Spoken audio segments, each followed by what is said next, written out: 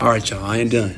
You know, I keep on digging up this information. I keep on finding this stuff, and it keeps on intriguing me. So I have to present it to you. Now, we're going to talk about the Black Irish in Ireland that were deported to the Americas, the West Indies, Jamaica, things of that nature. That's what we're going to talk about.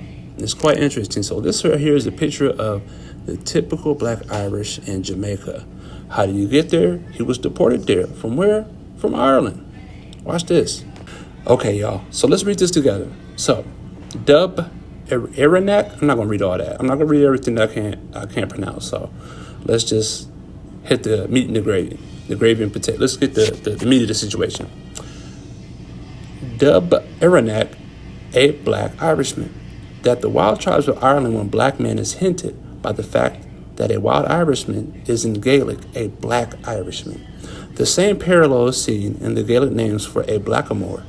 What is Dún Dub, a black man, in one part of the country is Dún Gorn, a black green man, in another, and as the Gaelic word for a wild Irishman signifies literally a Black Irishman.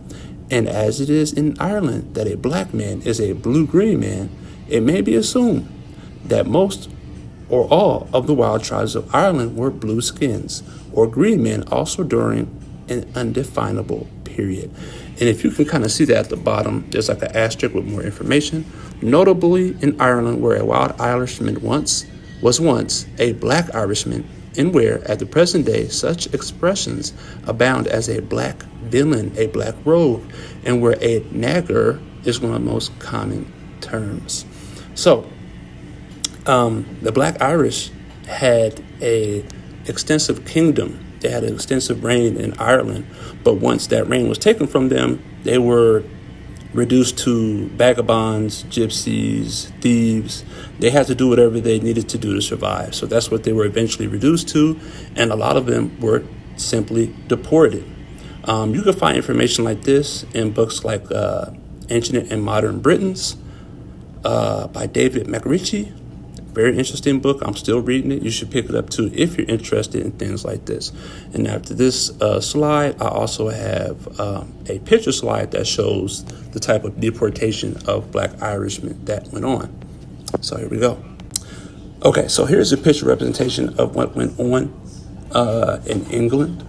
There is an Edinburgh writer, George Hunn, age 30, marked as a black man whose color would no doubt suit the West Indies. So that's an example of what these Black Irishmen had to go through once their kingdoms once they were dethroned.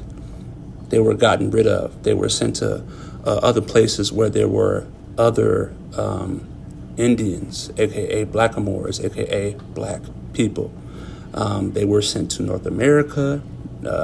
They were sent to the West Indies. They were sent to Jamaica. So, as you can see, 189,000, for example, Black Irishmen left England to go to American colonies, Jamaica, and South America. Quite interesting. This is the type of stuff that you won't hear about in the American educational system. This is the type of stuff that's worthy of finding, worthy of presenting, worthy of talking about, and worthy of committing to memory and understanding the true history of Black people worldwide, and not just here in America, and not just in America, not just in Africa, because our history is much more broad. It's bigger than that. But like I said, if you want to know more about this information, you can pick up books like Ancient and Modern Britons by David McRitchie. You can also look up that author, David McRitchie, and he has more books. That's kind of like the Ancient and Modern Britons. But yeah, I don't want to make this too long, but I just thought this was interesting. I thought you guys would enjoy this. Black Irishmen, who would have thought, being sent to other countries after their kingdoms were dethroned. So please like, share, and subscribe. It's your boy Justin from Nebraska, and yes, there's Black people in Nebraska.